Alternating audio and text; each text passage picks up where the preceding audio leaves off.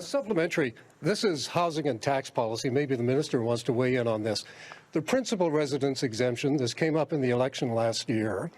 It's part of the formula that has pushed up housing prices with people using their homes as a tax-free investment. Any thought of eliminating or moderating the PRE? I'm actually happy to turn to the minister for that. Thanks very much. And look, maybe if I can take a crack at your first question too, before I supplement it with the second. It's really important that we don't just look at simplistic metrics about average home prices if we're actually going to solve the problem. Because what actually matters is that we have housing stock available across the housing continuum so that everybody who lives in a community has the opportunity to find a place that they can afford.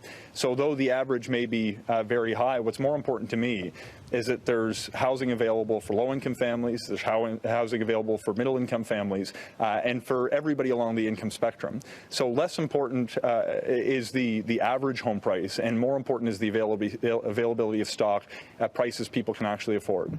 On the principal residence exemption, we don't have plans to get away with that, to do away with that particular policy.